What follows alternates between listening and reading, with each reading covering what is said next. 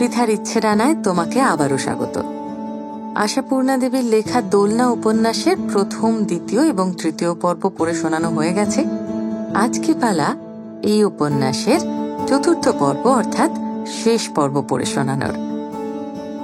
তৃতীয় পর্বে আমরা দেখেছি যে সুমনা অনেক মাস পর তার প্রেমিক সিদ্ধার্থর সঙ্গে দেখা করল এবং তার সঙ্গে অনেকক্ষণ মন খুলে কথা বলল, ভবিষ্যতের কিছু পরিকল্পনাও করল। আর তারপর চলো বাকিটা শুনি এই পর্বে।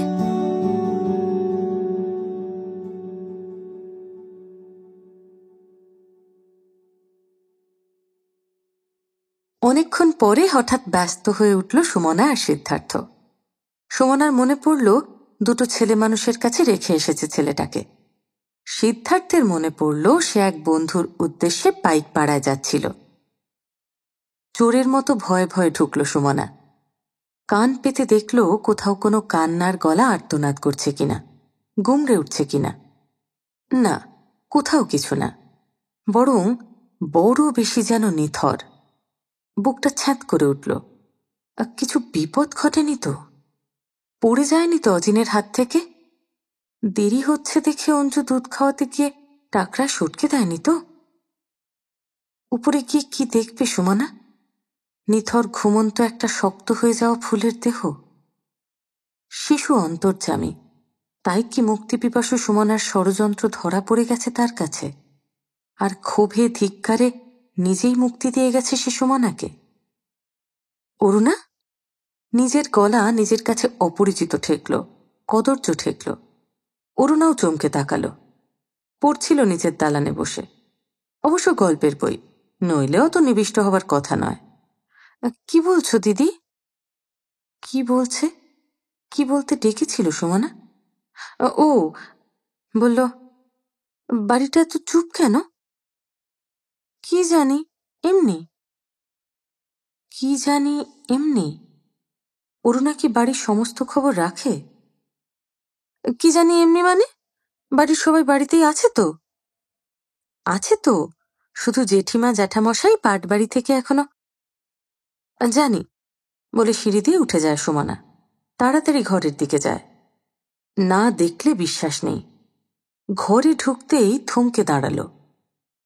মার কাছে খোকা, কোলে নয়, কাছে গিয়ে আগলাচ্ছেন। সুমনা অস্ফুটে মন্তব্য করে, কি হয়েছে? না, হবে আর কি। সুজাতা মেয়ে ঘরে ঢোকার সঙ্গে সঙ্গে দাঁড়িয়ে উঠে গম্ভীর মুখে বলে, তুমি তো আজকাল নিত্যই বেরোচ্ছ, এটাকে অন্তত সারদার মার জিম্মাতেও রেখে যেতে পারো। আমাদের না বলে ছোটদের কাছে রেখে গেলে। না, মরে যায়নি, ঘুমোচ্ছে। কিন্তু ঘুমন্ত দেখলেও যে এত মন কেমন করে তা তো জানতো না সুমনা। তবু ছুটে এলো না। আস্তে কাছে এসে আসতে বলল, প্রফেসর আর কে সেনের কাছে গিয়েছিলাম, দেরি হয়ে গেল। সুজাতা চলে যেতে যেতে বলে, প্রফেসর, মাস্টার এদের সঙ্গে এখনো সম্পর্ক আছে তোমার? আমরা তো জানি তোমার ইহকাল পরকাল সবই এখানে বন্ধক দেওয়া হয়ে গেছে। হ্যাঁ, গিয়েছিলাম। সহসা সুমনা রুক্ষ কণ্ঠে বলে ওঠে, আর থাকবে না, যার জন্য এত তাকে এবার বিদায় করে দিচ্ছি।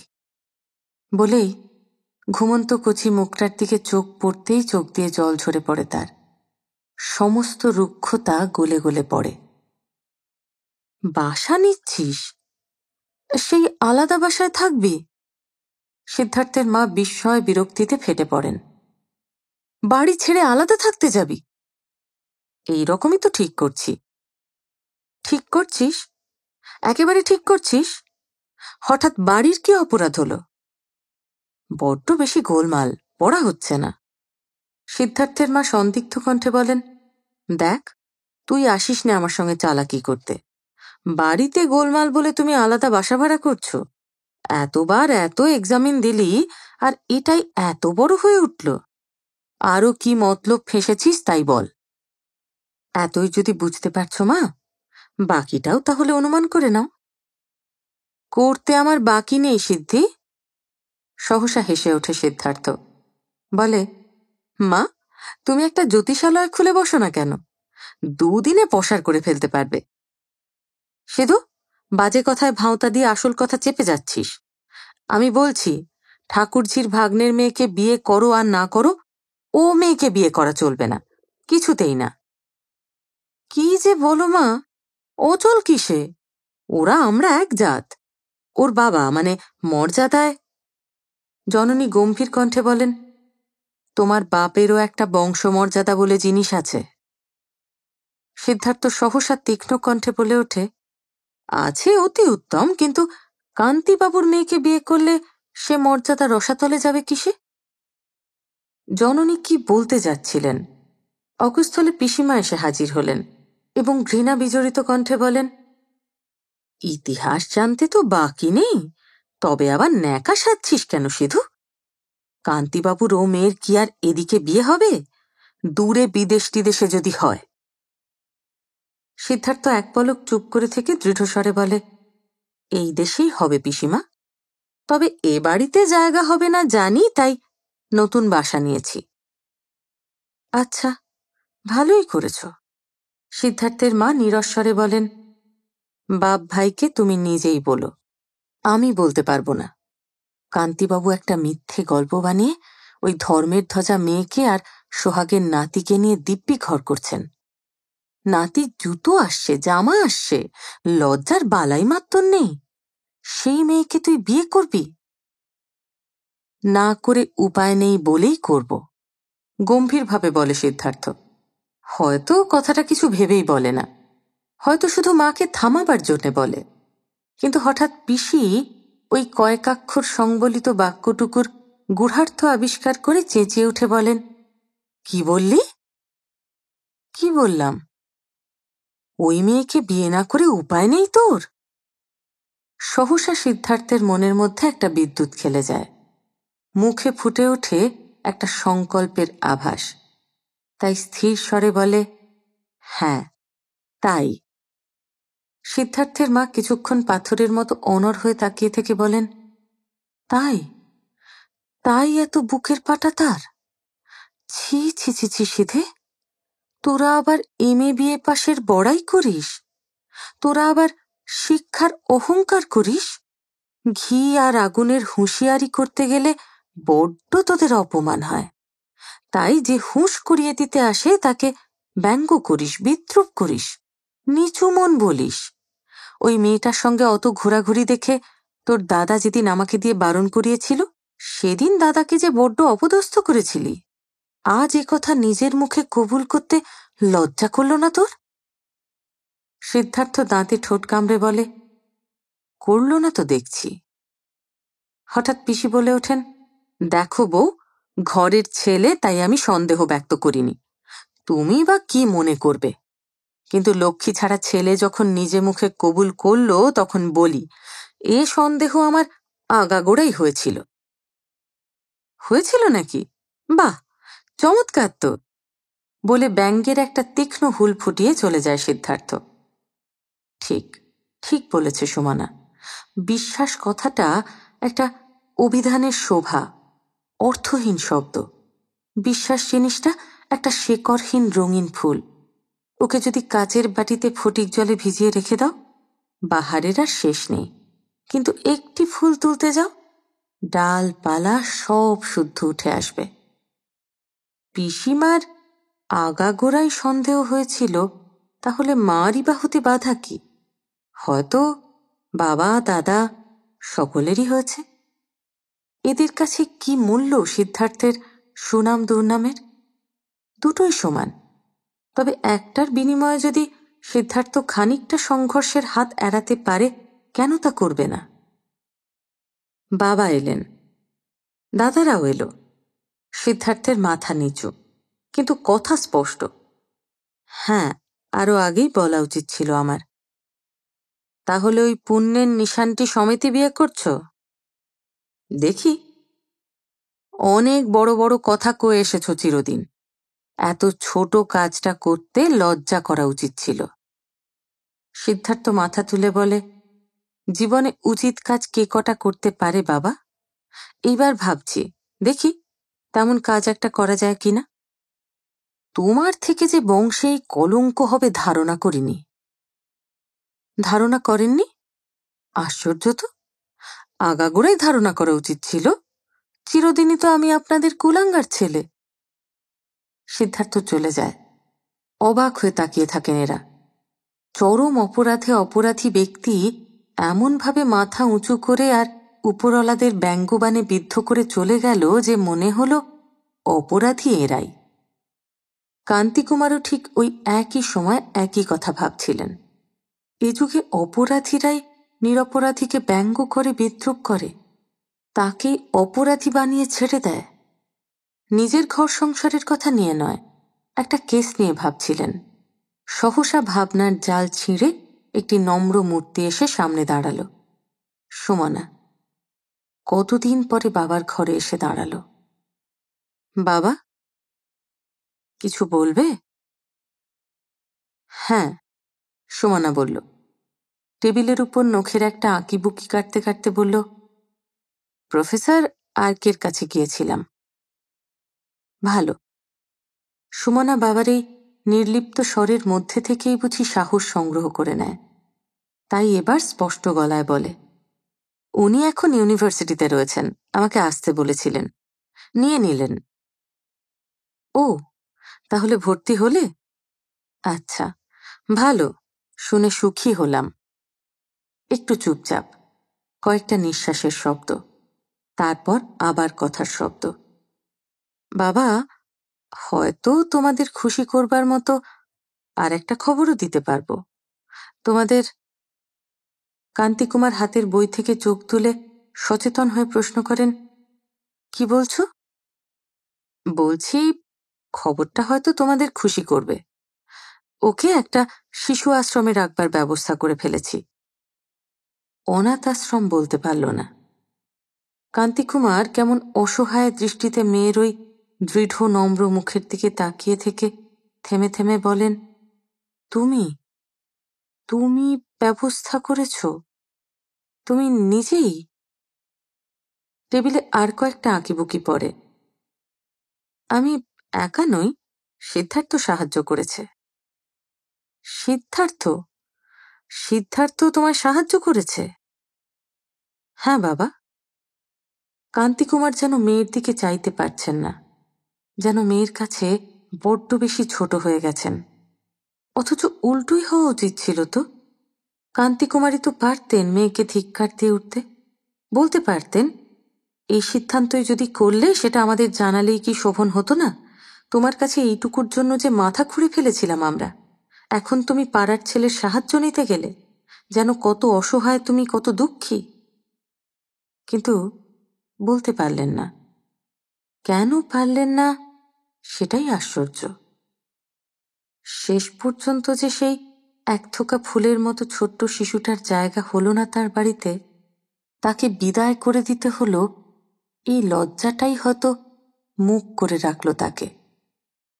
হয়তো এমনিই হয়, যাকে দূরছাই করি, আপদবালাই করি, সে যদি একদিন স্বেচ্ছায় বিদায় গ্রহণ করে, যদি বলে তবে গেলাম, তখনই লজ্জায় মাথা হেঁট হয়ে যায়। উঠতে বসতে যার কথায় বলি মরেও না, সে যখন মরে তখন মনে হয় একটা চাবুক খেলাম বুঝি। এমন চাবুক থাকেই মানুষের জন্যে। সুমনা যখন বলল, তোমাদের খুশি করবার মতো খবর, তখন কি কান্তিকুমার ধারণা করতে পেরেছিলেন এত বড় একটা চাবুক আসছে তার জন্যে? চাবুক খাওয়া মানুষ আর বেশি কি বলবে? কান্তিকুমারেরও আর সাধ্য হল না বেশি কথা বলবার। কিন্তু বাড়ির মধ্যে কথার ঢেউ উঠল। কে যে প্রথম বলল, কি করে যে রাষ্ট্র হলো, এই এক রহস্য। সুমনা তো বাবাকে ছাড়া আর কাউকে বলেনি, আর কান্তিকুমারও বলতে যাননি কাউকে। তবু প্রকাশ হয়ে গেল। হয়তো অসাবধানী অলোকের কথার মধ্যে থেকেই আবিষ্কৃত হয়ে গেল, আর সঙ্গে সঙ্গে ঢেউ উঠল। সে ঢেউ ছড়িয়ে পড়ল বালুবেলায়। বটে বটে, তাই নাকি? সত্যি? তাহলে সুমতি হলো। ঘাড়ের ভূত নামলো তবে এতদিনে। আরে বাবা, বুঝছো না, গ্রহে করেছিল, কুগ্রহে। হ্যাঁ, তবু দুর্মতি কেটেছে, তাও ভালো। তবে কিনা সেই তো মান খসালি, লোকটাই যা হাসালি। এইরকম চলতে লাগলো প্রথম দিকে। তারপর বাতাসটা ঈষৎ অন্য মুখ বইতে শুরু করলো। দেখো মানুষের মন, ছেলেটাকে নিয়েই সংসারের যত অশান্তি, অথচ চলে যাবে শুনে পর্যন্ত। আহা, যতই হোক কচি ছেলে তো, নইলে চোখেই দেখছি না, কোলেও নিচ্ছি না, তবু। অতঃপর বাতাস আরো মস্ত এক মোড় নিল। ছোট খুড়ি বললেন, মনে করেছিলাম ছেলেটাকে একটা সোয়েটার বুনে দেব, লাল পশম খানিকটা রেখেও ছিলাম, কিন্তু সুমনার ভয়ে সাহস হয়নি। চলে যাবে শুনে মনটা এত হচ্ছে, ছোট বাচ্চার নাম করা জিনিস। দুদিনের মধ্যে একটা হাত কাটা সোয়েটার বুনে ফেলে সুমনার ঘরে রেখে গেলেন তিনি। আর সেই সোয়েটারের কাটা খাল বেয়েই আসতে লাগলো কাঠের পুতুল, তুলোর হাতি, প্লাস্টিকের ভাল্লুক, রাবারের বল, এটা ওটা সেটা, দাতা, ঠাকুমা, জেঠিমা, পিসিমা, মা, ছোট কাকা এবং বুড়ো ঝিটা পর্যন্ত। সকলেরই নাকি ছেলেটাকে কিছু দেওয়ার ইচ্ছে ছিল, শুধু সুমনার মেজাজের ভয়েই। এখন আর কেউ ভয় পাচ্ছে না। এখন সুমনার ছেলের জিনিসে সুমনার ঘর ভরে যাচ্ছে, আর আক্ষেপের বুলিতে বাড়িতে বাতাস ম ম করছে। আহা, সেই অন্যত্র পাঠিয়ে দেওয়াই হলো। শুধু জেদ করে কতগুলো মাস বাড়িতে রেখে রেখে বাড়ি শুদ্ধ লোকের মায়া বাড়িয়ে দিল। ছোট ছেলে মেয়েগুলো মরছে কেঁদে কেঁদে। আহা, আজকাল আবার বুলি ফুটেছে, কি মিষ্টি করে দাদা দাদা ডাকে। বুক ঘষতে চৌকাঠ পেরিয়ে ঘরের বাইরে চলে আসতে শিখেছে তো, সবার চোখে পড়ছে। বড় খাসা ছিঁড়িখানি হয়েছে কিন্তু। হয়তো এই আক্ষেপের সুর একেবারে ফাঁকা নয়, হয়তো ওই উপহারের সম্ভার ভুয়ো নয়। ছোট স্বার্থ, ছোট চিন্তা আর ছোট বুদ্ধির সম্বল নিয়ে আবরণ রচনা করে নিজেকে যে ক্ষুদ্র গণ্ডির মধ্যে আবদ্ধ রাখে মানুষ, সে গণ্ডির বাইরে আছে মানবিকতার নির্মল নীল আকাশ। কেউ যখন বলে গুড বাই, তখন সে গণ্ডিতে ফাটল ধরে। ছোট স্বার্থের আবরণ ভেদ করে সেই গণ্ডির বাইরে গিয়ে পড়ে মানুষ, সেই আকাশে, সেই নীল নির্মলতায়। তাই সুমনার ছেলের জন্যে উপঢৌকনের সমারোহও ভুয়ো নয়। এতদিনের নিচতার আর সংকীর্ণতার অনুতাপ দেখা দিয়েছে লাল হাতি, নীল ঘোড়া, সাদা খরগোশের মূর্তি নিয়ে। কিন্তু সুমনার ঠোঁটের রক্ত নীল হয়ে উঠছে কেন? ওই খেলনা, পুতুল, জামা জুতোর স্তূপের মাঝখানে উদ্দাম খুশিতে পিছলে বেড়ানো ছেলেটাকে ছিনিয়ে তুলে নিয়ে ছুটে পালিয়ে যেতে ইচ্ছে করছে কেন তার? যেন ওর প্রাণের পুতুলটিকে ওই অপমানের গ্লানির মধ্যে ডুবে থাকতে দেখতে পারছে না সুমনা। কি লজ্জা, কি অপমান! বড় চিঠি দিয়ে গেছেন একটি কাঠের রাধাকেষ্ট। বলেছেন, পুতুলের ছলে এখন থেকেই রাধাকেষ্টর স্পর্শ পাক। অথচ সুমনা বসে আছে, সে দৃশ্য দেখছে। কিন্তু আর কত দেখবে সুমনা? এক সেট নতুন বিছানা আনলো সুজাতা। চোখটা ছলছল করে বলল, এটাও বেঁধে দিস সুমি। আহা, যেখানে থাকুক ভালো থাকুক। সুজাতার চোখের কোলে জলের চিকচিকিনি। না, সুমনার চোখে জল নেই। সুমনা ধারালো কণ্ঠে বলে ওঠে, কি হবে এসব? কণ্ঠস্বরে চমকে ওঠে সুজাতা। জিনিসগুলোর দিকে চেয়ে দেখে, থতমত খেয়ে বলে, কি আর হবে, সঙ্গে দিয়ে দিবি। মনে রেখো মা, ওকে অনাথ আশ্রমে পাঠানো হচ্ছে। অনাথ কথাটার মানে নিশ্চয়ই জানো। নতুন জামা জুতো, বিছানা, খেলনার পাহাড় নিয়ে অনাথ আশ্রমে ঢুকতে যাওয়ার মতো নির্লজ্জ ঠাট্টা আর কিছু আছে? এসব কিছু নেবে নাও। যেমন নিঃসম্বল হয়ে এসেছিল, তেমনই নিঃসম্বল হয়ে চলে যাবে। সুজাতা ভয় পেল, সুজাতা অপমানিত হল। সুজাতা নিজেকে ধিক্কার দিয়ে সরে গেল। তবু ভাবতে লাগলো, ছেলেটা চলে যাবে। আর ভাবল, আমার মেয়েটা কি নিষ্ঠুর। চলে যাবে, কাল চলে যাবে। সঙ্গে সিদ্ধার্থ যাবে, অলোক যাবে, সুমনা যাবে। সুমনা না হলে কে নেবে দায়িত্ব সাবধানে পৌঁছে দেবার? সুমনা কুড়িয়ে এনেছিল, সুমনাই যাবে ফেলে দিতে। বুদ্ধিমান পৃথিবীর সমস্ত বিবেচনা দাঁড়িপাল্লার একদিকে, আর একদিকে শুধু সুমনার ব্যাকুল ভালোবাসাটুকু, অবুঝ হৃদয়খানি। সুমনা জিতবে কিসের জোরে? সবাই যখন চলে গেছে, শুয়ে পড়েছে, রাত্রি গভীর হয়ে গেছে, ঘুমন্ত শিশুটার দিকে নিষ্পলক চেয়ে বসে আছে সুমনা। কাল থেকে সুমনার বিছানার পাশে এই জায়গাটুকু শূন্য পড়ে থাকবে। অবুঝ শিশুটা জানে না কি ষড়যন্ত্র চালাচ্ছে সুমনা তার বিরুদ্ধে। একান্ত নির্ভরতায় নিশ্চিন্ত সুখে এলিয়ে শুয়ে আছে ভয়ঙ্কর সেই বিশ্বাসহন্ত্রীর বুকের কাছে। ওরে সোনা, ওরে মানি করে পাগল, ঝাঁপিয়ে পড়ে ঘুমন্ত শিশুটাকে বুকের মধ্যে চেপে পিষে ফেলতে চায় সুমনা। ছাড়বে না, কিছুতেই ছাড়বে না সে। কিছু চাই না তার, কিচ্ছু না। চাই না উজ্জ্বল ভবিষ্যৎ, সুখময় দাম্পত্য জীবন, সামাজিক প্রতিষ্ঠা। এই চরম পাপের মূল্যে সেই পরম প্রাপ্তিকে কিনতে চায় না সুমনা। সুমনা ওকে এমনি করে আঁকড়ে ধরে থাকবে। জগতের কে পারে ছিনিয়ে নিতে দেখবে সে। কান্তিকুমার সিদ্ধার্থকে ডেকে পাঠিয়েছিলেন। এসে দাঁড়াতেই একবার আপাদ মস্তক দেখে নিয়ে কান্তিকুমার রুদ্ধস্বরে বলেন, তোমার বাবা এসে আমায় যাচ্ছে তাই বলে গেলেন। কেন গেলেন বুঝতে দেরি হয় না সিদ্ধার্থের, তবু মাথা চুলকে বলে, আগে কেন তা তুমি অবশ্যই বুঝতে পারছ। আশ্চর্য, আমার কুমারী মেয়ের নামে অকারণে অপবাদ দেবার কি উদ্দেশ্য তোমার? আমি তো কোনোদিন এতটা নীচ ভাবিনি তোমাকে। কুমারী মেয়ে? সিদ্ধার্থ কুণ্ঠিত ভাবটা পরিহার করে বলে, আপনার কুমারী মেয়ের নামে অপবাদ যা রটাবার তা আপনার নিজের বাড়ি থেকে রটানো হয়েছে। আমি শুধু সেই অপবাদের কদর্যতাকে একটু মোলায়েম আচ্ছাদন দিয়ে ঢাকতে চেয়েছি। আর ওইটুকু না করলে আমার বাড়িতে সংঘর্ষ উঠত প্রবল। তার বিরুদ্ধে লড়াই করে জয়ী হতে অনেক শক্তি ক্ষয় হতো। বৃথা শক্তি ক্ষয় দরকার কি? আপনি তো উকিল মানুষ, আপনাদের নীতিতে তো ছলে বলে কৌশলে যে করেই হোক কার্যোদ্ধার। নীতিকথা থাক, আমি বলছি তোমার এই পদ্ধতিকে সমর্থন করি না, কান্তিকুমার জোরের সঙ্গে বলেন। সিদ্ধার্থ মুখ নিচু করে বলে, এছাড়া উপায় দেখতে পাচ্ছিলাম না। এলগিন রোডের কাছাকাছি একটা ছোট্ট ফ্ল্যাট নিয়েছি। হয়তো অতটুকুর মধ্যে ওর কষ্ট হবে, তবু আমার বিশ্বাস ও পারবে। কিন্তু এই মিথ্যা অপবাদটা কি অপরিহার্য ছিল? হয়তো ছিল না, হয়তো ছিল। অপবাদটা যে এসেই ছিল। আমার পরিবার আমার স্ত্রীকে অবহেলার দৃষ্টিতে দেখবে, ঘৃণার দৃষ্টিতে দেখবে, এ আমি সইতে পারছিলাম না। তাই অপবাদটা ভাগ করে নিলাম।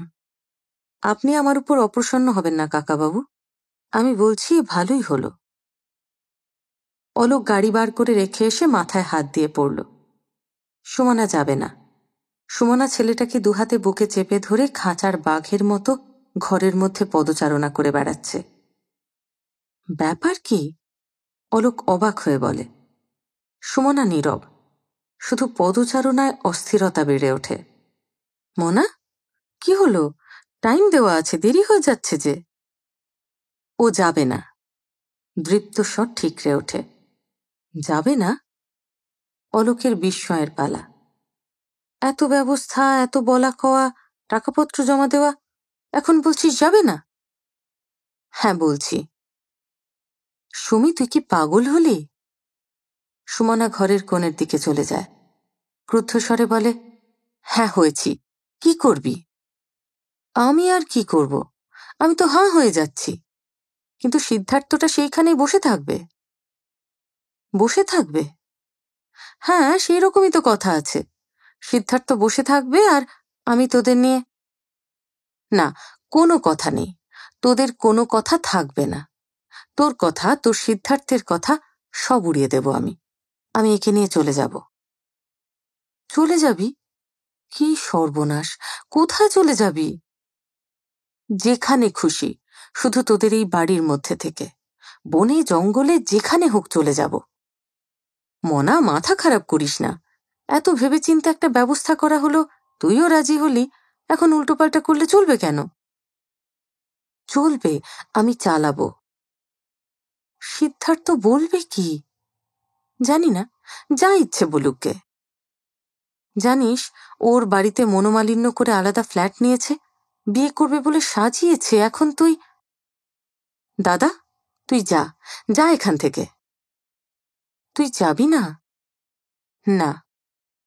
বেশ, যাই সেখানে, খবর দিই গে। ওই কথাই বলি গে। বেশ বুঝতে পারছি মাথাটাই খারাপ হয়ে গেছে তোর। অলোকের একা বেরিয়ে যাওয়ার প্রাকালে খবর ছড়িয়ে পড়ে। অলোক খবর দিতে যাচ্ছে সুমনা যাবে না, সুমনা ছেলেকে ছাড়বে না। গত কদিনের অনুতাপদগ্ধ মনোভাব মুহূর্তে পরিবর্তিত হয়ে যায়। আশাভঙ্গের আক্রোশে আবার হিংস্র হয়ে ওঠে ওরা। এও হয়, এই রকমই হয়। গুড বাইয়ের পর আবার যদি কেউ থেকে যাবার বায়না করে, শুকিয়ে যায় সকলের সব স্নেহধারা। যোগমা সুজাতার কাছে এসে দাঁড়ান। মেজ বৌমা, এটা কি হলো? সুজাতার মন ভেঙে গেছে। মন কেমন একটু করছিল সত্যি, কিন্তু মস্ত একটা আশাও সৃষ্টি হচ্ছিল বই কি। কালো ছায়াটা সরে যাবে, যে ছায়া গ্রাস করে রেখেছে সুমনাকে। ভেবেছিল সুমনা প্রথমটা অবশ্যই মনমরা হয়ে থাকবে, কিন্তু কলেজ যাবে, পড়াশোনা করবে, ভুলে যাবে।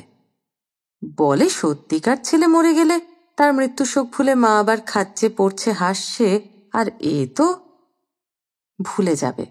সুমনা ভুলে যাবে, লোকেও ভুলে যাবে, নিন্দেটাও মুছে যাবে। তারপর মেয়ের বিয়ে দেবে সুজাতা, ঘটা করে। সেই ছেলেবেলা থেকে যার মেয়ের বিয়েতে যত ঘটা দেখেছে, সব মনের মধ্যে আঁকা আছে সুজাতার।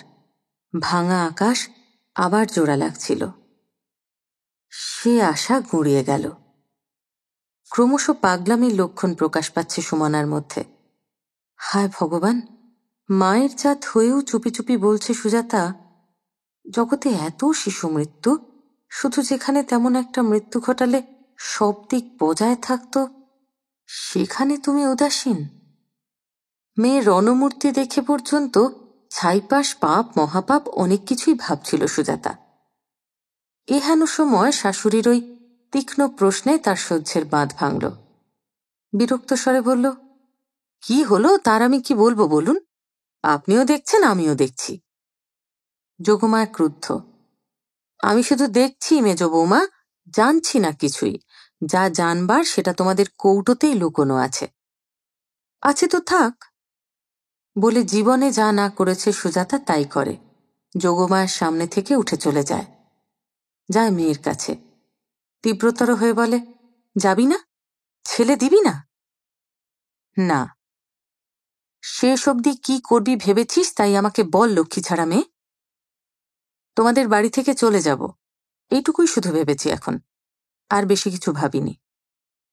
তবে ছেলে কোলে করে রাস্তায় গিয়ে হাত পাত গে যা, পাজি মেয়ে।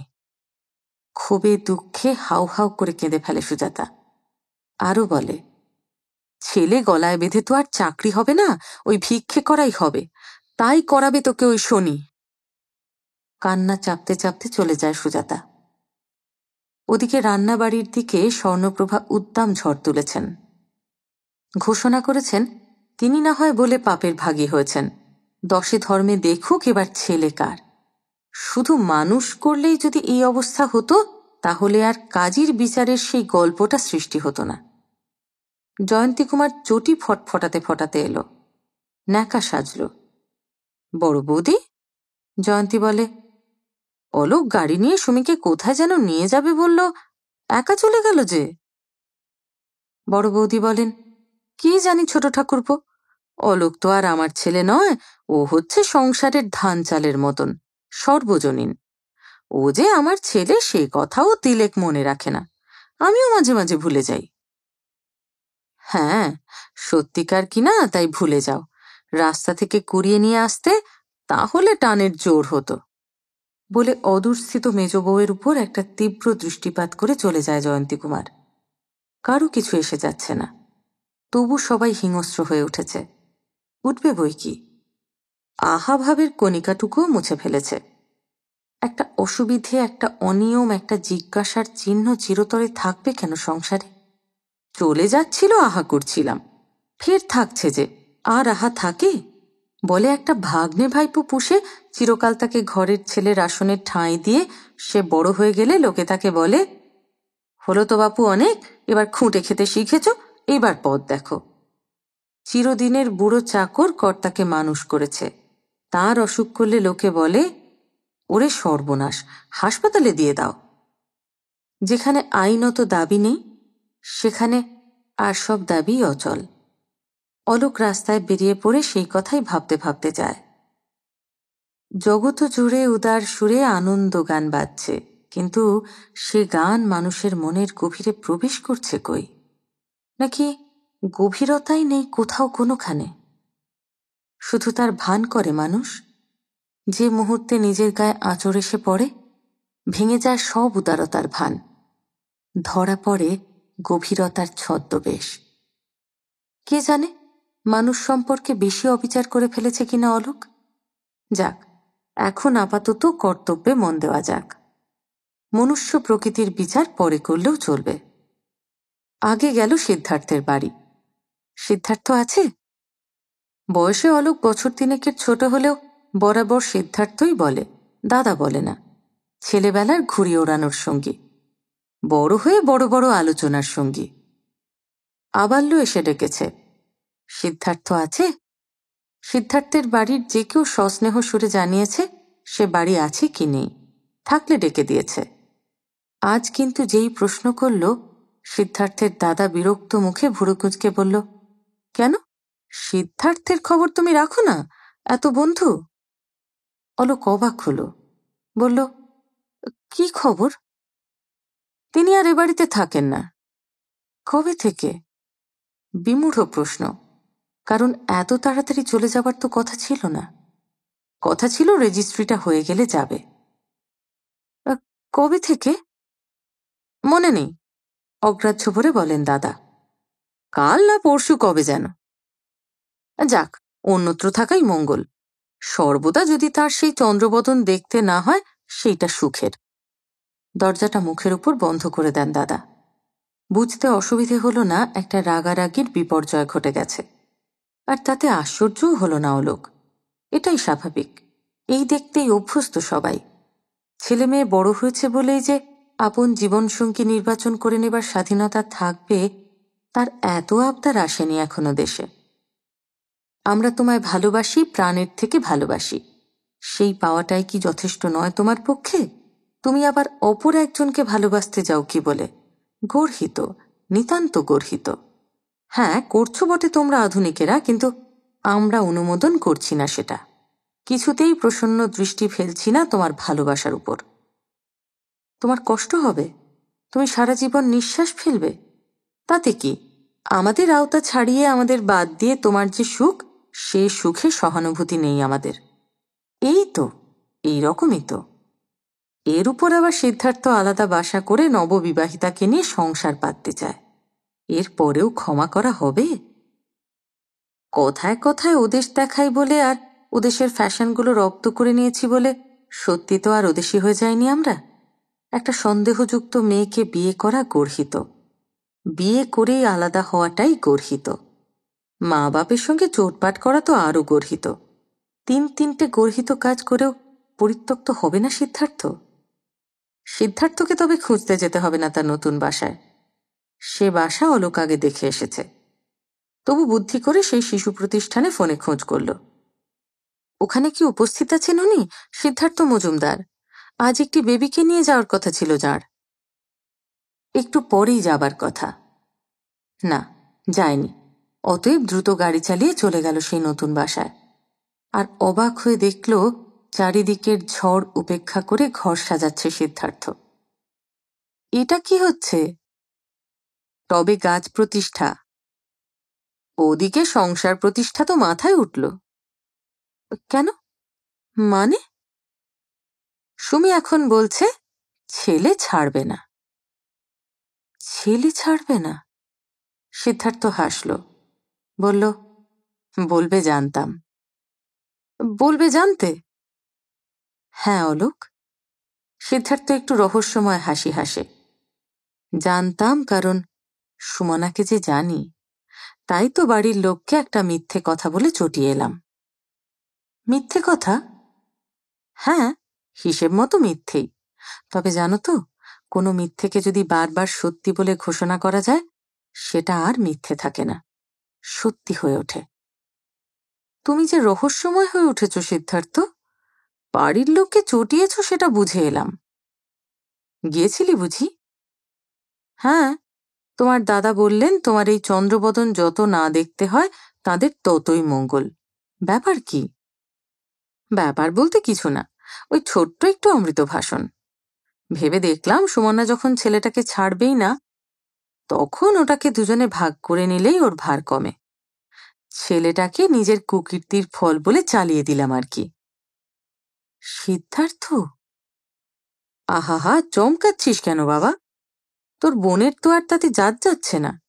কান্তি কাকা ডেকে ধমকালেন, বললেন আমার কুমারী মেয়ের নামে দুর্নাম রটাচ্ছ কোন সাহসে। দিলাম একটু শুনিয়ে, বললাম দুর্নাম তো আপনারাই রটিয়ে বেরিয়েছেন।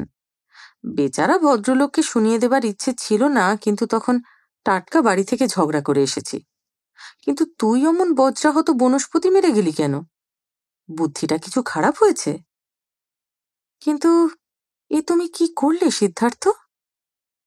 ঠিকই করলাম অলোক। চল, এখন সেই বিদ্রোহিণীকে জানিয়ে আসি। তোমার পোষা বৎসটিকে আর বিদায় দিতে হবে না, তাকে মজুমদার শাবক নামে প্রতিষ্ঠিত করে ফেলা হবে। স্বপ্নাহতের মতোই বাড়ি ফেরে অলোক। ভাবতে পারে না এই সিদ্ধার্থের উদারতা না নির্বুদ্ধিতা। কিন্তু নির্বুদ্ধিতা কি একা সিদ্ধার্থেরই? কত বড় নির্বোধ সুমনা! সুমি, সুমি! সুজাতা এসে আছড়ে পড়ল। সুমিকে তাহলে তোরা নিয়ে যাসনি? আর আছড়ে না পড়ুক ভিড় করল বাড়ির সবাই। না তো, ও তো যাবে না বলে জেদ ধরে। তাই তো জানি অলোক, হঠাৎ দেখছি নেই, জানি না কোথায় চলে গেল। আর কি করে চলে গেল কেউ তো দেখতেও পায়নি। ঘর ভরা জিনিস সব পড়ে বাবা। সিদ্ধার্থের দিকে তাকায় সুজাতা। ছেলেটা বাড়ি থেকে চলে যাবে বলে 5 জনে দিয়েছিল আদর করে খেলনা, পুতুল, জামা, জুতো, সব ফেলে রেখে শুধু ছেলেটাকে নিয়ে কোথায় পালিয়ে গেল। সিদ্ধার্থ শুকনো মুখে বলে, এমনি কোথাও বেড়াতে টেড়াতে যায়নি তো? কোথাও যায় না বাবা, এই ঘরটার ভিতরে পড়ে থাকে। কি খেয়াল হলো নিজেই বলল কোথায় আশ্রমে ভর্তি করে দেবে, নিজে কলেজে ভর্তি হয়েছে। আজ হঠাৎ কি মতি হলো, বলল যাব না, তোমাদের বাড়ি ছেড়ে চলে যাব। কিন্তু সত্যি চলে যাবে ভাবিনি। কেঁদে ফেলল সুজাতা। কিন্তু পুরুষদের তো আর কাঁদা চলে না, তাই তাদের ঊর্ধ্বশ্বাসে ছুটে বেরিয়ে যেতে হয়। কোথায় পালালো খেপে যাওয়া মেয়েটা তাই খুঁজতে। হ্যাঁ, বাপ, কাকা, জ্যাঠা, দাদা, প্রেমিক সবাই ছোটাছুটি করছে। ব্যাপারটার গুরুত্ব আর অস্বীকার করা যায় না। থানায় থানায় খবর চলে যায়, একটি শিশু সমেত একটি তরুণী মেয়ে নিখোঁজ। বুদ্ধি ঈষৎ অপ্রকৃতিস্থ। মেয়েটি লম্বা, ফর্সা, চশমা চোখে, বাচ্চাটি গৌরাঙ্গ, স্বাস্থ্যবান। কিন্তু আশ্চর্য, এত তাড়াতাড়ি এমন নিশ্চিহ্ন হয়ে গেল সুমনা। সন্দেহ নেই বাড়ি থেকে বেরিয়েই ট্যাক্সি চেপেছে, কিন্তু কোন দিক লক্ষ্য করে? তা হয়রানি হয় বই কি, সকলেরই হয়। আরও হয়রানি হয় থানার কার্যতৎপরতায়। বাচ্চা সমেত মেয়ে ছেলে এক একটা ধরে ফেলেছে প্রায় সকলেই। তাই শনাক্ত করতে ছুটতে হয় মুচিপাড়া থানায়, তালতলা থানায়, বড়বাজার থানায়। একটা আধবয়সী ঝি মনিবের ছেলেকোলে রাস্তা পার হতে বিভ্রান্তের মতো এদিক ওদিক তাকাচ্ছিল, আর সেই বিভ্রান্তির সুযোগ তৎপর পুলিশ ছাড়েনি। একটা বাজারের শাকওয়ালি দিনের শেষে খালি ডালা আর ভর্তি গেঁজে নিয়ে ফিরছিল, সঙ্গে একটা বছরাষ্টিকের ছেলে। তাদের আটকে রেখে 14 পুরুষান্ত গালাগালি খাচ্ছে পুলিশ। ধরে রেখেছে একটা স্কুলের মেয়েকে, শুকনো মুখ, শ্রীহীন শাড়ি, ছেঁড়া চটি। অপরাধের মধ্যে তার চোখে চশমা, সঙ্গে বাচ্চা নেই, তা না থাক, চশমাটা তো রয়েছে। তাঁতির মাকুর মতো কলকাতার এ প্রান্ত থেকে ও প্রান্ত টানা পোড়েন করে বেড়ান কান্তিবাবু, অলোক, সিদ্ধার্থ। আর বেলা যখন 5টা তখন টেলিফোন বেজে ওঠে কান্তিকুমারের ঘরে। থানা থেকে নয়, রেলওয়ে স্টেশন থেকে। মেয়ে গলা। না, সে বলবে না কোথা থেকে বলছে, হাওড়া কি শিয়ালদা, শুধু জানাচ্ছে তাকে যেন আর খোঁজা না হয়, সে কলকাতা ছেড়ে চলে যাচ্ছে। সুজাতা তীব্র তিরস্কারে বিঁধে রেখে চলে গিয়েছিল। সুজাতা ভাবেনি সত্যি বাড়ি ছেড়ে চলে যাবে সুমনা, যেতে পারবে। ছেলে কোলে করে যাবে কোথায়? তাই নিজের ঘরে গিয়ে খাটের বাজুতে মাথা ঠুকছিল আর ভাবছিল আরও তীব্র কিছু বলতে পারলে ভালো হতো, আরও কঠিন, আরও মর্মান্তিক, যাতে রাগে অপমানে ছটফটিয়ে গাড়িতে গিয়ে ওঠে সুমনা। ছেলেটাকে একবার চোখ ছাড়া করে রেখে এলেই যে সুমনার ঘাড়ির ভূত নামবে এ বিষয়ে সন্দেহ মাত্র নেই সুজাতার। নিজের হাত যদি থাকতো সুজাতার, কবে মেয়েকে ওই ভূতের হাত থেকে উদ্ধার করত। কিন্তু সুজাতার নিজের হাতে কিছুই নেই। হাত না থাকলে সব বিষ চিবে উঠে আসে, এই নিয়ম। তাই সুজাতা ভাবছিল আরও বিষ ছড়িয়ে আসতে পারলে হয়তো কাজ হতো। ভাবেনি কাজ হচ্ছে তখন অন্য পথে। মা চলে যাবার পর সুমনা ড্রয়ার খুলল, গুনে টুনে দেখল না, সে ধৈর্য নেই এখন। যত যা টাকা পয়সা ছিল মুঠো করে তুলে নিয়ে বটুয়ায় ভরল। পোস্ট অফিসের পাস বইটা নিল। আগে মাঝে মাঝে আদর করে টাকা দিয়েছে সবাই, বই কিনতে, শাড়ি কিনতে, সব ফুরোয়নি। সুমনাই জোর করে জমা দিয়ে দিয়েছিল, সুমনার ঘোরতর আপত্তি অগ্রাহ্য করে। জীবনে প্রথম মায়ের বুদ্ধিটা সত্যিকার বুদ্ধি বলে মনে হলো সুমনার। টাকা নিল, গয়না নিল না। গলার হারটা আর হাতের বালা দুটো খুলে ড্রয়ারে রেখে ড্রয়ারের চাবিটা রেখে দিল ড্রয়ারের উপর। তারপর ছেলেটাকে তুলে কাঁধে ফেলল। সিঁড়ি দিয়ে নামা চলবে না, সবাই দেখতে পাবে। বাথরুমের দিকে জমাদার উঠবার লোহার সিঁড়িটার দিকে তাকালো। ওইটাই এখন ভরসা। নেমে গেল ঘুরে ঘুরে। দেখতে পাবে না, কেউ এদিকে আসে না। যদি দেখতে পায় বলবে বেশ করেছি, চলে যাচ্ছি, আমাকে আটকাতে পারো না তোমরা, আমি নাবালিকা নই। অদৃশ্য প্রতিপক্ষের সঙ্গে যেন ঝগড়া করে সুমনা। দামাল হয়ে ওঠা ভারী ছেলেটাকে কাঁধে ফেলে রাখা সহজ হয় না, অনবরত তাকে চেপে ধরতে হচ্ছে। তবু দ্রুত পায়ে বাড়ির পিছনের গলিটা পার হয়ে বড় রাস্তায় পড়ে সুমনা। কিন্তু আশ্চর্য, একটা চেনা মুখের সামনে পড়ে না। কলকাতা শহর এমনি, পাড়ার লোকও তাকিয়ে দেখে না, অথবা দেখলেও কিছু বলে না। সামনের নীল বাড়ির জানলা দিয়ে দেখছিল নীল বাড়ির একটা মেয়ে। মাকে গিয়ে বলল, কান্তিবাবুর বড় মেয়ে সেই ছেলেটাকে কোলে নিয়ে কোথায় বেরোলো। মা বলল, একলা? তাই তো দেখলাম। তাহলে ডাক্তারের কাছে টাছে গেল বোধহয়। শুনেছি তো বাড়ির লোকের সঙ্গে নন কোঅপারেশন। লজ্জাও করল না ঘাড়ে করে রাস্তায় বেরোতে। ওদিকের হলদে বাড়ির বারান্দা থেকে দেখলেন হলদে বাড়ির গিন্নি। মেয়েকে ডেকে বললেন, দেখ দেখ, কান্তি উকিলের মেয়েটা সেই ছেলেটাকে ঘাড়ে করে একটা ট্যাক্সিতে উঠছে, কোথায় যাচ্ছে বল দেখি। মেয়ে সব জানতার ভঙ্গিতে বলে, অনাথ আশ্রমে। অনাথ আশ্রমে? হ্যাঁ, এইবার তো বলেছে দিয়ে দেবে। কে বলল তোকে?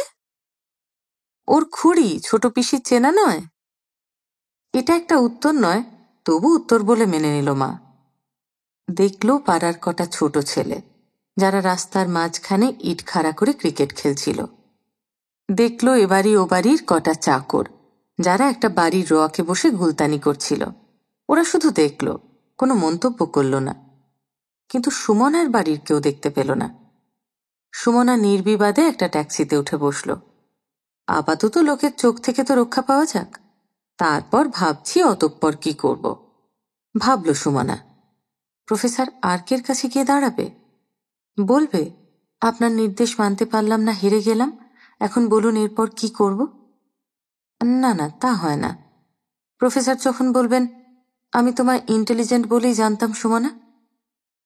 কোথায় যাবেন? ড্রাইভার জানতে চাইছে, ঠিক যে কথাটা সুমনা নিজেই নিজের কাছে জানতে চাইছিল এতক্ষণ। বলল, শিয়ালদা স্টেশন। শিয়ালদা কেন বলল? গন্তব্যস্থান কি তবে নির্বাচন করা ছিল সুমনার? না, তা নয়। ওর হঠাৎ মনে হলো হাওড়ায় অনেক ভিড়, হয়তো অনেক চেনা মুখ বেরোবে। শিয়ালদা একটু লুকোনো, একটু চাপা, একটু নিশ্চিন্তের। স্টেশনে নেমে কি করবে তা জানে না সুমনা। কিন্তু যেখানে বাঘের ভয় সেখানেই বুঝি সন্ধ্যা হয়। গাড়ি থেকে নামবার আগেই দেখল কাকিমার ভাই আর ভাজ। ওহ, রানাঘাটে যাচ্ছেন ওরা, যেটা কাকিমার বাপের বাড়ি। গতকাল যেন ওরা এসেছিলেন না সুমনাদের বাড়িতে কাকিমার সঙ্গে দেখা করতে? অবশ্যই সবই জেনে গেছেন, শুনে গেছেন। ওদের সামনে নামা চলবে না। ব্যাকুল হয়ে ড্রাইভারের উদ্দেশ্যে নিবেদন জানালো, দেখুন, শুনছেন, আমার বলতে ভুল হয়েছিল, শিয়ালদা নয়, হাওড়া। বলতে ভুল হয়ে গিয়েছিল? শিয়ালদা নয় হাওড়া? পাগল নাকি? বয়স মারাত্মক, সঙ্গে একটা কচি ছেলে। বাঙালি ড্রাইভার রিস্ক নিতে রাজি হয় না, বলে, ঠিক আছে, অন্য গাড়ি দেখে নিন না। না, সময় নেই। ড্রাইভার বেঁকে বসেছে, যাবে না, কাঠ কবুল, কিছুতেই না। অন্য গাড়ি নিন না, অভাব তো নেই। তা আপনারই বা এত আপত্তি কিসের? অমনি তো যাবেন না, পয়সা দেব তো। পয়সা? পয়সা দেখাতে এসেছেন? ড্রাইভারি করছি বটে, কিন্তু আমরা ভদ্রলোকের ছেলে, আমাদের পয়সা দেখাতে আসবেন না। বেশ তো, আপনারা ভদ্রলোকের ছেলে, সেটা তো মস্ত একটা সুবিধে আমাদের। ভদ্রঘরের মেয়ের সুবিধে অসুবিধে অবশ্যই দেখবেন। না না, আমার মিটারটা মিটিয়ে দিন।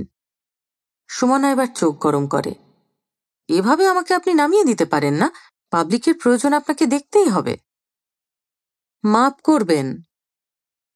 গাড়ির দরজা খুলে নেমে পড়েছে ও। অগত্যাই নামতে হলো সুমনাকে। আর হঠাৎ মনে হলো, টাকা থাকলেই কি সব হয়? বজায় থাকে মানমর্যাদা? সামান্য একটা গাড়ির ড্রাইভার, সেও এমনভাবে অপমান করল কেন তবে? কই, প্রতিকার তো নেই সুমনার হাতে। বাড়িতে প্রতিপদেই মনে হয়েছে অপমানিত হচ্ছি। এতটুকু এদিক ওদিক হলেই মনে হয়, আর না, চলে যাব। চলে যাব, মান মর্যাদা বাঁচাতে বাড়ি ছেড়ে চলে যাব। যেন সমস্ত বাইরেটা সম্মানের রাজ সিংহাসন পেতে বসে অপেক্ষা করছে।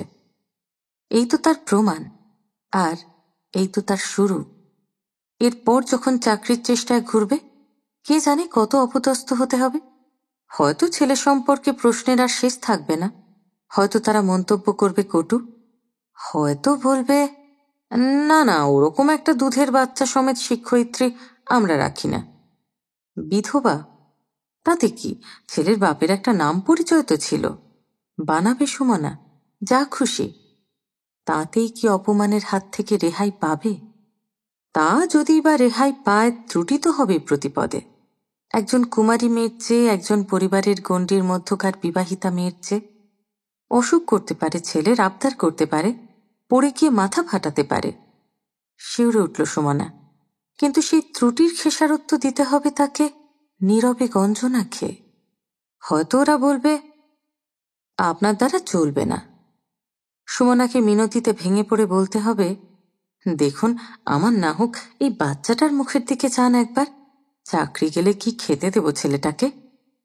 যে সুমনা বাড়িতে কারো এতটুকু কথা সইতে পারে না, বাবার নয়, মায়ের নয়, জেঠি জ্যাঠা কাকা কাকি ঠাকুমা পিসিমা, কারোর কথা নয়, সেই সুমনা।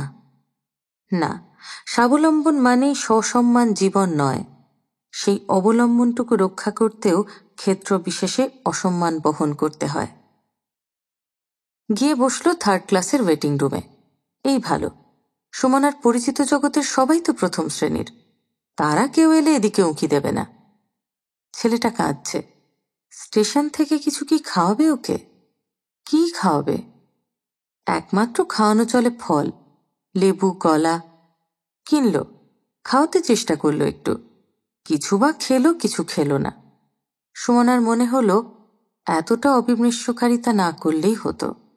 অন্তত অচিনের প্রয়োজনীয় জিনিসগুলো সঙ্গে নেওয়া উচিত ছিল, খাওয়ার পড়ার। কিন্তু সে জিনিসগুলো কি একটা আধটা? ফুড স্টোভ, স্পিরিট, দেশলাই, সসপ্যান, বাটি, চামচ, ফিডিং বটল, সেগুলো সাফ করবার জন্য ব্রাশ, সাবান, তাছাড়া স্নানের প্রসাধনের তোয়ালে, তেল, সাবান, চিরুনি, পাউডার, কাজল, জামা, জুতো, মোজা, কাঁথা, বালিশ, আরো কত কত। অবশ হয়ে এলো সমস্ত শরীর। সুমনার ঘরটা ভর্তি যা কিছু, যত কিছু, সবই তো ওর দরকারি, প্রত্যেকটি মুহূর্তে দরকার। সেই জিনিসের বোঝা কিসে নিত সুমনা? মস্ত একটা সুটকেসে? সেটা কে বইত? মুটে? মোটঘাটা ছেলে নিয়ে কোথায় গিয়ে উঠলে বেশ শোভন হতো, সুন্দর হতো? কে সসম্মানে দরজা খুলে দিয়ে বলতো, এসো এসো? না, ঘরে বাইরে কোথাও সম্মানের আশা নেই এই নামগোত্রহীন ছেলেটাকে নিয়ে। তবু তো হতভাগা ছেলেটার জন্য ভেবে আকুল হচ্ছে সুমনা। ভাবছে কতক্ষণ খায়নি, কতক্ষণ ভালো করে শোয়নি, কোলের ভিতর কতক্ষণ থাকতে পারে দুষ্টু দুরন্ত ছেলে, কতক্ষণ ভালো লাগে। আচ্ছা, সুমনা যে চলে এলো, পালিয়ে এলো, তাকে কেউ খুঁজে বেড়াচ্ছে না? বেড়াচ্ছে অবশ্যই, অলোক, সিদ্ধার্থ, বাবা। সিদ্ধার্থ অপদস্থ হবে সেই আশ্রমের কর্তৃপক্ষের কাছে। সিদ্ধার্থ জীবনে আর কখনো ক্ষমা করবে না সুমনাকে। কিন্তু সুমনাও তো কারো ক্ষমা চায় না, ভালোবাসা চায় না, প্রীতি, প্রেম, স্নেহ, সহানুভূতি কিচ্ছু চায় না। সুমনা শুধু একটা জেদের অহংকার নিয়ে পৃথিবীটা দেখতে চায়, আর পৃথিবীকে দেখাতে চায়। এতক্ষণ এত আলোড়নেও যা হয়নি তাই হলো। হঠাৎ এক ঝলক জল এসে চোখ উপচে গাল ভাসিয়ে দিল। অমে, যাবে কোথায়?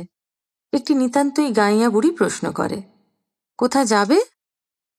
সুমনা ইচ্ছে করলেই উত্তর না দিয়ে থাকতে পারে, মুখ ঘুরিয়ে বসতে পারে, কিন্তু তা পারতে দেয় না তার শিক্ষা, দীক্ষা, সভ্যতা। চোখের জল মুছতে গেলে বেশি প্রকাশ, তাই মুখ ফিরিয়ে ধরা গলায় বলে, শ্রীরামপুর। হ্যাঁ, এই মুহূর্তে স্থান নির্বাচন করে ফেলেছে সুমনা। শ্রীরামপুরেই যাবে। সেখানে দীপা আছে, অসামান্য নয়, সামান্য বন্ধু। তবু এই ভয়ঙ্কর মুহূর্তে তার নামটাই মুখে এসে গেল। বুড়ি অবশ্য সঙ্গে সঙ্গে সবিস্ময়ে বলে, ও মা, শ্রীরামপুর যাবে তো সেই স্তক বসে কেন? দুখানা গাড়ি তো ছেড়ে দিল। ছেড়ে দিল? আর নেই গাড়ি? থাকবে না কেন, ঘন্টায় ঘন্টায় আছে। তুমি একা যাচ্ছ বুঝি? সেখানে স্টেশনে লোক থাকবে। এবার থেকে অহরহই মিথ্যে বলতে হবে সুমনাকে। মিথ্যের জাল রচনা করেই কাটাতে হবে জীবন। বুড়ি বলে, ছেলেটি বুঝি প্রথম? হ্যাঁ, খাসা গোপালের মতন চেহারাখানি। তা যাই বলো বাছা, দুরন্ত ছেলে নিয়ে এমন একা একা যাওয়া আসা করা ঠিক নয়। বড় ভয়, আর কাউকে নিতে হয় সঙ্গে। সুমনা তীব্র স্বরে বলে ওঠে, বাড়িতে আর যদি কেউ না থাকে? অ, কেউ নেই বুঝি? মনে কিছু করো না বাছা, বুড়ো মানুষ, কি বলতে কি বলি। তবে যাবে যদি উঠে পড়ো, এই আবার একটা ট্রেন ছাড়বে। সুমনা উঠে যায়। কেউ চুপ করে থাকবে না, সবাই কথা বলবে। তোমার নিভৃতে যে কথা কটি মনের মণিকোঠায় তুলে রাখতে চাও, সেই কটিকে পেরে নামানোতেই আনন্দ সবার।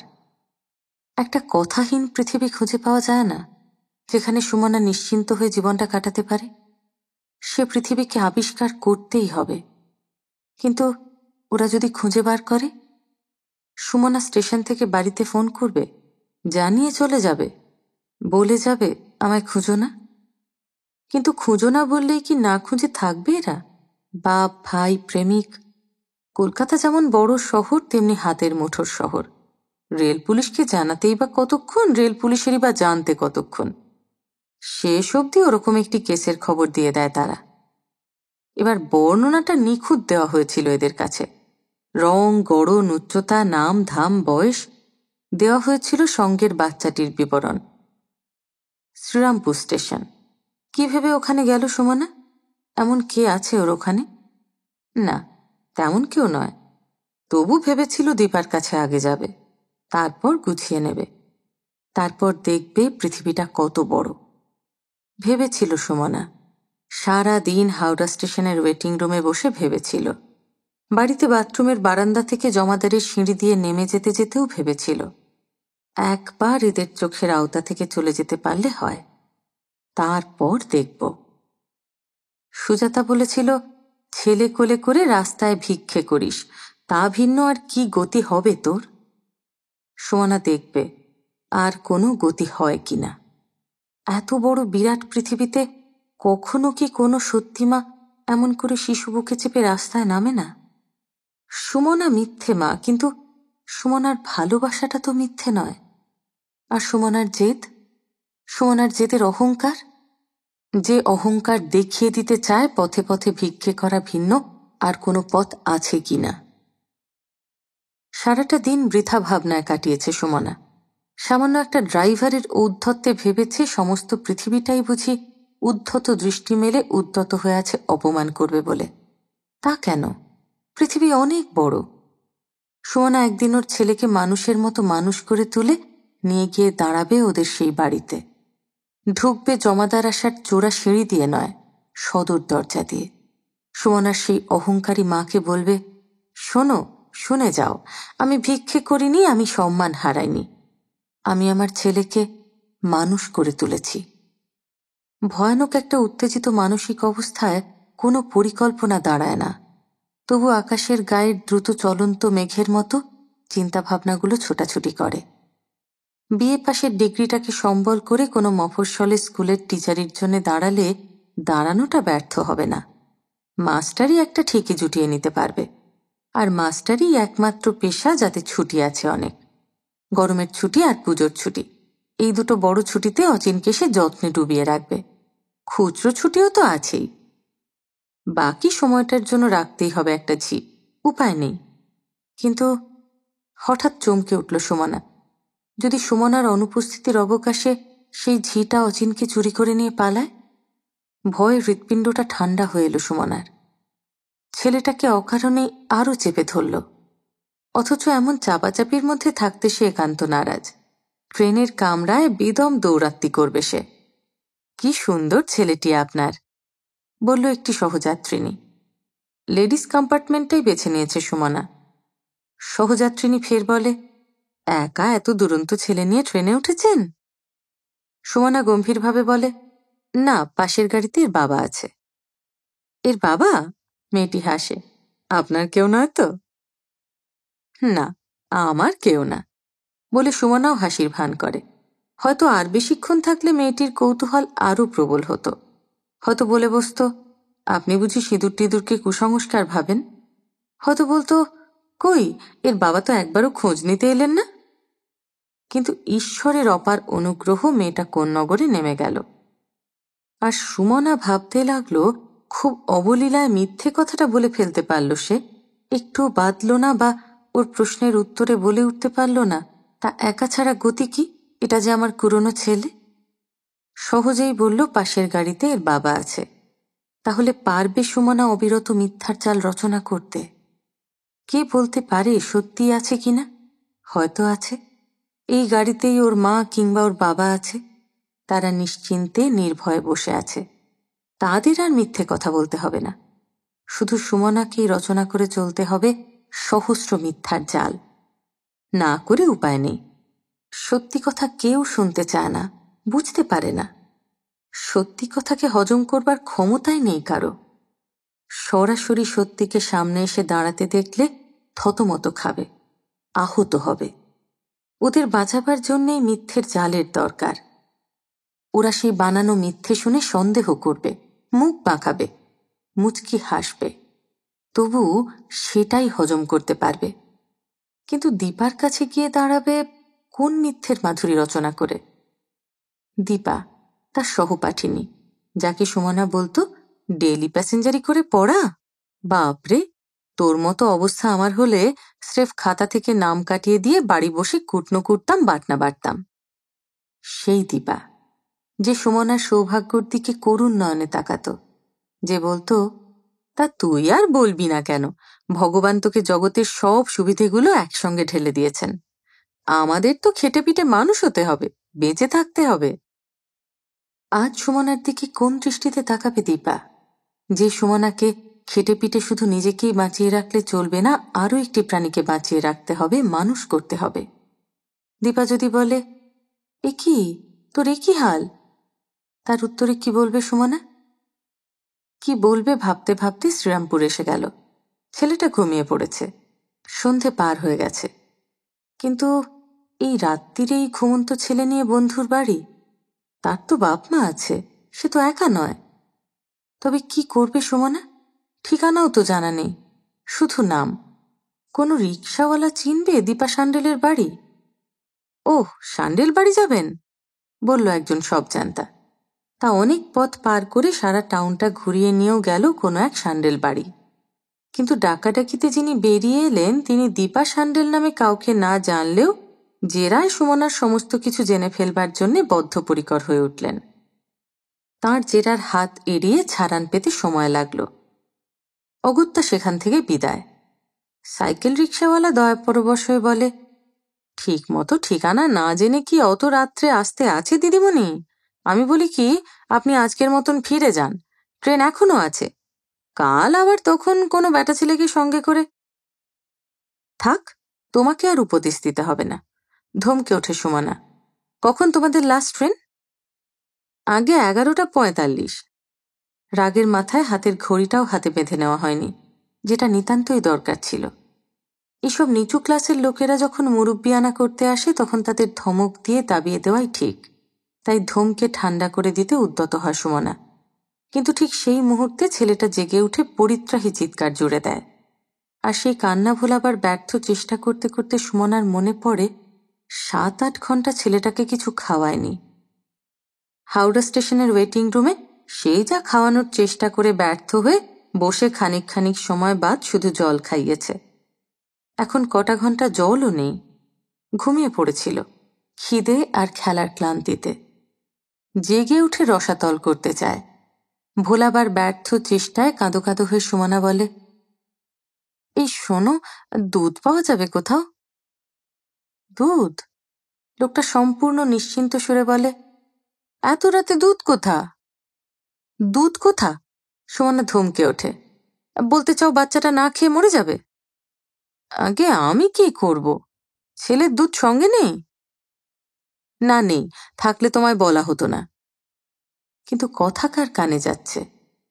ছেলেটা যেন শত্রুতা সাধার ভূমিকা নিয়েছে। সুমনা কি করবে? সুমনা কি ওকে ঠাস করে একটা চড়িয়ে দেবে? সুমনা কি নিজে হাউ হাউ করে কাঁদবে? সুমনা কি আশেপাশের কোনো বাড়ির দরজায় করাঘাত করে বলবে, একটু দুধ দিতে পারেন, একটু দুধ, বাচ্চাটা মরে যাচ্ছে? ভাষাটা কিরকম শোনালো, আর ঠিক রাস্তার ভিখিরির মতন না? ভাবতে গিয়ে স্তব্ধ হয়ে গেল সুমনা। তাহলে সুজাতার কথাই ঠিক, ছেলে নিয়ে ভিক্ষেই করতে হবে তাকে। মাত্র এই ঘন্টা কয়েক বাড়ির আশ্রয় ছেড়ে চলে এসেছে সুমনা, এর মধ্যেই ভিক্ষাবৃত্তির বাসা রপ্ত করেছে। সুমনা বলে, এই নোটটা তোমায় দিচ্ছি, যেখান থেকে হোক একটু দুধ এনে দিতে হবে। ব্যাপারটা যে গোলমেলে তা বুঝতে দেরি হয় না লোকটার। সে দ্রুত বেগে গাড়ি চালাতে চালাতে বেজার মুখে বলে, নোট নিয়ে কি করব? এখন দুধ পাওয়া যাবে না, আপনি বরং স্টেশনে চলে যান, মাস্টার মশাইকে বলে যদি কিছু ব্যবস্থা হয়। স্টেশন মাস্টারকে দিয়ে দুধের ব্যবস্থা হওয়ার সম্ভাবনা যে কতখানি সে কি আর জানে না সুমনা? তবু ভাবে, যাক, স্টেশনে তো চায়ের দোকান থাকে, রাত অব্দি খদ্দেরও থাকে তাদের, সেখানেই যদি। সে দুধ আদৌ দুধ কিনা, সে দুধ খেলে ছেলের পেটের অসুখ করবে কিনা, দুধ পেলে খাওয়াবে কিসে করে, এসব কথা কিছু ভাবছে না সুমনা। শুধু ওর সমস্ত একাগ্রতা, সমস্ত ইচ্ছে শক্তি ঝিনুক কয়েক দুধের স্বপ্নের কাছে মাথা খুঁড়ছে। না, চিন্তা শক্তি এখন নেই সুমনার। থাকলে হয়তো ভাবত, ভাগ্য কত সহজেই মানুষকে নতি স্বীকার করায়। বুঝতে পারত ভদ্রঘরের মেয়েরা এত সহজে ভিক্ষার হাত বাড়ায় কেন। শিশুই হচ্ছে সমস্ত নিরুপায়তার মূল। আশ্চর্য, পথের দুধারে তো লোকের বসতি আছে, একটা ছোট ছেলে যে কেঁদে হন্যে হয়ে যাচ্ছে কারো কানে যাচ্ছে না। কেউ একবার ঘরের জানলা খুলে, বাড়ির দরজা খুলে বলতে পারছে না, এ কি, এত কাঁদছে কেন? সুমনা আশ্চর্য হতে পারে। সুমনা জগতের কি জানে, পৃথিবীর কতটুকু দেখেছে সে? সুমনা কি জানে, অহরহ এ কান্না শুনতে শুনতে কানে ঘাঁটা পড়ে গেছে পৃথিবীর। ক্ষুধার্ত শিশুর দুরন্ত কান্না, তার গা সওয়া। এই তো স্টেশন। নেমে পড়ল সুমনা। উদ্দাম ক্রন্দনরত ছেলেটাকে রিক্সাওয়ালাটারই কোলে দিয়ে বটুয়া থেকে পয়সা বার করল, যে বটুয়াটা সম্বল করে এসেছে সুমনা। ভাগ্যের শুধু এইটুকু জ্ঞান ছিল তার যে এই বিশ্ব সংসারে টাকাটাই মূল জীবনী রস। কোথায় তোমাদের স্টেশন মাস্টার? ওই তো এদিকেই আসছে, লোকটা বলে। আর সঙ্গে সঙ্গে তিনি এগিয়ে এসে পার্শ্ববর্তী ইন্সপেক্টরকে উদ্দেশ্য করে বলেন, এই তো ইনিই তো ঘণ্টাখানেক আগে। পৃথিবীটা কত বড় দেখা হলো না, তার আগেই সন্ধানী পুলিশ দেখে ফেলল সুমনাকে। এখানে বসেছিল এরা, কান্তিকুমার, সিদ্ধার্থ, অলোক। রেল পুলিশের টেলিফোন পেয়ে যারা সুমনা ফেরার আগেই এসে পৌঁছে গেছে। পুলিশ যা প্রশংসনীয় কাজ করল তার তুলনা কি? এই যে এদিকে আসুন, দেখুন দেখি। আমি আমি যাই, দৃঢ়স্বরে বলে সিদ্ধার্থ। সন্দেহের সৃষ্টি হবে না তাতে। কান্তিকুমার মোটা চশমার ভিতর থেকে কেমন একটা দৃষ্টিতে তাকিয়ে বলেন, তাতে সন্দেহের সৃষ্টি হবে না? না, আপনি বুঝে দেখুন কাকাবাবু, স্ত্রী পুত্র এই পরিচয়ই সবচেয়ে সন্দেহহীন। আমার স্ত্রী আর পুত্র। স্ত্রী আমার সঙ্গে ঝগড়া করে ছেলে নিয়ে চলে এসেছে। স্বভাব বহির্ভূত তীব্র স্বর কান্তিকুমারের। পুলিশ তাই বিশ্বাস করবে? করবে, নিশ্চয়ই করবে। সিদ্ধার্থ ব্যগ্রভাবে বলে, যদি আপনি সহযোগিতা করেন, যদি আপনি সে পরিচয় অস্বীকার না করেন। কান্তিকুমার আজ অবোধ হয়ে গেছেন, দিগ্ভ্রান্ত হয়ে গেছেন। তাই সিদ্ধার্থ তাকে বোঝাতে আসছে কোন জবাবটা সন্দেহহীন হবে, কিভাবে কথা বললে পুলিশ বিশ্বাস করবে। হাইকোর্টের অ্যাডভোকেট কান্তিকুমারকে। হাতি আর ব্যাঙের প্রবাদটা তাহলে মিথ্যে নয়, কিন্তু কান্তিকুমার বুঝি তার মেয়ের উপর সিদ্ধার্থের ওই আধিপত্য বিস্তার সহ্য করতে পারছেন না, নাকি ভয়ঙ্কর একটা লজ্জার বিপদে পড়ে সত্যি অবুঝ হয়ে গেছেন? তাই আবার বিচলিত কণ্ঠে বলেন, পুলিশ মানেই বোকা নয় সিদ্ধার্থ, বিবাহিতা অবিবাহিতা বোঝার ক্ষমতা ওদের আছে। হঠাৎ অলোক বলে ওঠে, তা সত্যি সিঁদুর টিঁদুর কিছু নেই? পাগলামি করিস নে, সিদ্ধার্থ বলে। সিঁদুর আজকাল অনেকেই পরে না, আর হিন্দু বিয়ের এই একটা সুবিধে, কাগজপত্রে পাকা প্রমাণ দেখাতে হয় না। বিশ্বাসভাজন সাক্ষী দু একজন থাকলেই হলো। তা বাবা আর দাদা, এর চাইতে উপযুক্ত বিশ্বাসভাজন সাক্ষী আর কে হতে পারে? আপনারা বলবেন। গাড়ি নিয়েই এসেছে, মস্ত বড় মোটর গাড়ি। এসেছে বাপ, ভাই আর স্বামী। নিজেরাই যারা খবর দিয়েছে আর মেয়ে খুঁজতে যারা হন্যে হয়ে এসেছে, আর এসেছে এত বড় গাড়ি চড়ে, তাদের খুব বেশি হয়রান করে না পুলিশ। হয়তোবা করত যদি শুধু একটা বেওয়ারিশ তরুণী মেয়ে হতো, কিন্তু না, এ তো শুধু বেওয়ারিশ তরুণী মেয়ে নয়, তার সঙ্গে একটা ক্ষুদ্র পিপাসায় বিদ্রোহী উদ্দাম চিৎকার পরায়ণ বাচ্চা ছেলে। আটকে রাখতে চাওয়া মানেই নিজেদের জীবন মহানিশা করে তোলা। তাই ছেড়ে দিতে দেরি করে না। তবু জেরার অভিনয় একটু করে বই কি। বলে, ওর মুখ থেকে তো একটা কথাও আদায় করতে পারিনি, ব্যাপারটা কি বোঝান আমাদের? প্রধান ব্যাপার মাথাটা একটু বলে ওঠে অলোক। প্রশ্নকারী তীব্র দৃষ্টিতে তাকিয়ে বলে, আপনি ওর কে? দাদা। ওহ, দাদা, থাক, আপনার এখন কথা বলবার দরকার নেই, বাবাকেই বলতে দিন। হ্যাঁ, আপনি কি বলছেন? কান্তিকুমার তেমনি গম্ভীর শান্ত কণ্ঠেই বলে যান, খুব একটা কিছু ঘোরালো ব্যাপার নয়। শুনছি তুচ্ছি কথা কাটাকাটি থেকেই। আপনার মেয়ে জামাইয়ের মধ্যে সদ্ভাব ছিল না? ছিল। মেয়ের মাথায় কোনো? না না, শুধু একটু বেশি রাগী। কতদিন বিয়ে হয়েছে? বছর দুই। ঠিক আছে, আপনার কিছু বলবার আছে? সিদ্ধার্থের দিকে তাকায় সে মর্মভেদী দৃষ্টি হেনে। সিদ্ধার্থ কান্তিকুমারের মতো স্থিমিত নয়, শান্ত নয়, ভাগ্যের হাতে আত্মসমর্পিত মূর্তি নয়। সে চটপট বলে ওঠে, বলবার কিছু নেই মশাই, একটু তাড়াতাড়ি ছেড়ে দিন দয়া করে। ছেলেটা খেতে না পেয়ে চিল্লাচ্ছে। কেন, মায়ের কাছে খেতে পায় না? প্রশ্নকারীর স্বর তীক্ষ্ণ, কিন্তু সিদ্ধার্থ সপ্রতিভ। ওসব কথা বাদ দিন না মশাই, মায়ের কাছে আবার কোন ছেলেটা খেতে পাচ্ছে এ যুগে? জন্মাবধি ফুড কিনতে কিনতে তো। আপনারা তো বলছেন হিন্দু, হিন্দু বাঙালি, তা উনি লোহা সিঁদুর এসব ব্যবহার করেন না কেন? কেন আর, ফ্যাশন। কিন্তু সবকিছুর আগে বাচ্চাটাকে একটু খাওয়াতে দিলে ভালো হতো না? ওর খাদ্যটা যখন এসেই গেছে। এসে গেছে? সুমনা চমকে তাকায়, বলে ওঠে, কই, কোথায়? হ্যাঁ, এই যে অলোক।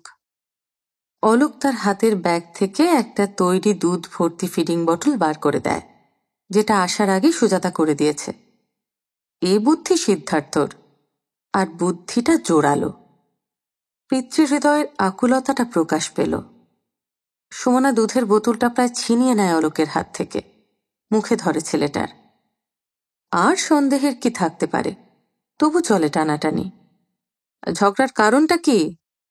সিদ্ধার্থ সহসা হেসে ওঠে, বলে, স্বামী স্ত্রীর ঝগড়ার কি আর কারণ থাকে মশাই? তবু বাড়ি থেকে চলে আসার মতো। ওটা মুডের ব্যাপার। যাক, শেষ পর্যন্ত সুমনার সাক্ষ্যেও গরমিল হল না। সমস্ত দৃশ্যটার উপর চোখ বুলিয়েই ব্যাপারটা হৃদয়ঙ্গম করে নিতে পেরেছিল সে। বাপ, ভাই আর স্বামী, ঠিকই তো। রাগ? হ্যাঁ, রাগ করেই বটে। রাগের কারণ নেহাত তুচ্ছ। তুচ্ছ কারণে আপনি এইভাবে বাড়ি থেকে চলে আসতে সাহসী হলেন? চলে আসা আবার কি? সুমনা জোরালো গলায় বলে, এখানে আমার এক সহপাঠিনীর বাড়ি আছে। সহপাঠিনী? তার মানে পড়ুয়া মেয়ে? স্টুডেন্ট আপনি? হ্যাঁ, বিএ পাশ করে বেরিয়েছে এবার। এমএ পড়ার প্রস্তুতি চলছে। বাপ হাইকোর্টের উকিল। ও বাবা, যেতে দাও যেতে দাও। তবু মরণ কামড়। কিন্তু আগে তো ওই সহপাঠিনীর কথা বলেননি। রাগ করে বলিনি, আপনারা ধরলেন কেন? রাগটা আপনার একটু বেশি। হিতাহিত জ্ঞান থাকে না। নাম ঠিকানা কি সহপাঠিনীর? কি দরকার আপনার? আছে দরকার, লিখে নিন। দীপা সান্ডেল, শ্রীরামপুর, সান্ডেলপাড়া। শেষ পর্যন্ত খোলা বাতাসে। লিখুক না, লিখে নিক, খুঁজুক কে। ছেলেটাকে কোলে নেয় সিদ্ধার্থ, হাত বাড়িয়ে। আর ভাগ্যের দয়া, আদৌ আপত্তি করে না সে। হয়তো এতক্ষণের বন্দিত্বের পর মুক্তির বাতাস পেয়ে, নাকি শিশু হৃদয়ের সহজাত বুদ্ধি দিয়ে বুঝতে পেরেছে সে এখানে আশ্রয় আছে। সুমনাও দিয়েছে সেই প্রসারিত হাতের উপর। সুমনা বিশ্বাস করে কাউকে ছেলে দেয় না। সুমনা এগিয়ে দিয়েছে নির্ভয় নির্ভরতায়। গাড়িতে উঠতে উঠতে বেশ চেঁচিয়ে চেঁচিয়েই বলে সিদ্ধার্থ, উফ, সামান্য ব্যাপার নিয়ে কি কাণ্ডটাই করলে! বাড়ি শুদ্ধ লোকের ঘাম ছুটিয়ে ছেড়ে দিলে একেবারে। অলোক উঠে পড়ে বলে, যা বলেছ, খেতে পাইনি সারাদিন। রেল পুলিশ বলে, খেতে তো আমরাও কিছু পেলাম না মশাই, আপনি তো স্ত্রী পেলেন, ছেলে পেলেন। সিদ্ধার্থ পকেটে হাত পুরে বলে, ও হ্যাঁ হ্যাঁ। কান্তিকুমার গাড়িতে ওঠেন না, কান্তিকুমার ট্রেনে যাবেন। অলোক যাবে গাড়ি চালিয়ে। অলোক পারবে? তা আবার পারবে না?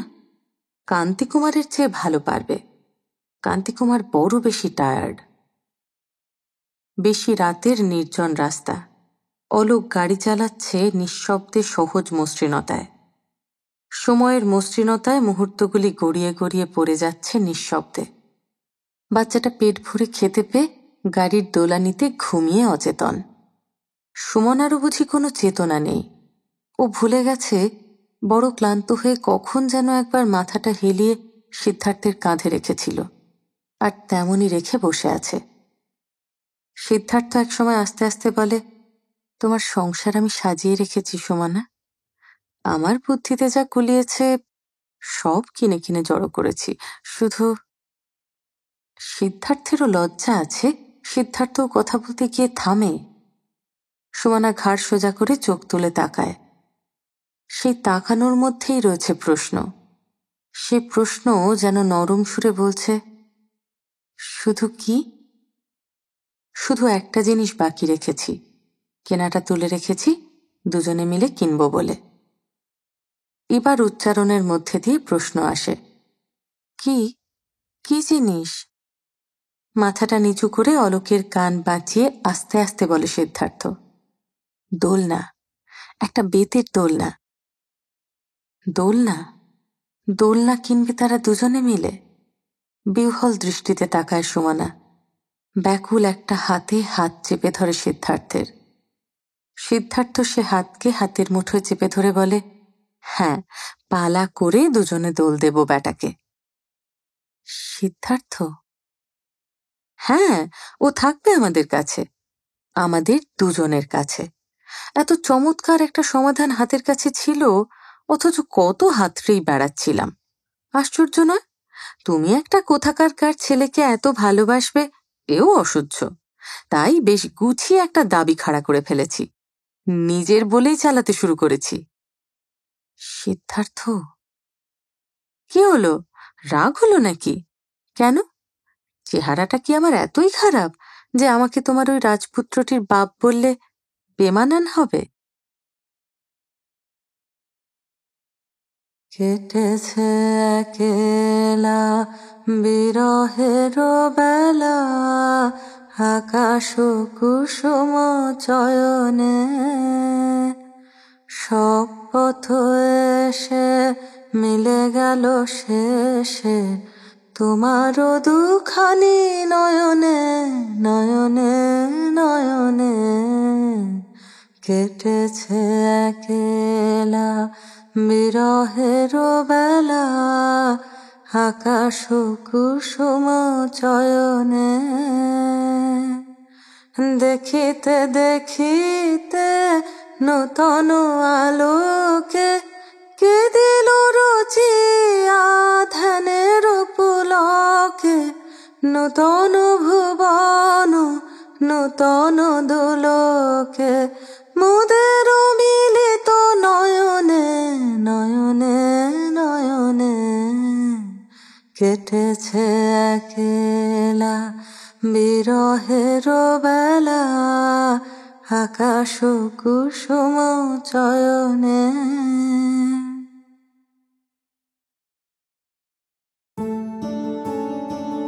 যাক, শেষমেশ সুমনা সিদ্ধার্থর জীবনে বিরহ বেলার অবসান ঘটিয়ে ওই ছোট্ট একরত্তিটাই তাদের ভুবন খুশির আলোয় ভরিয়ে তুলল।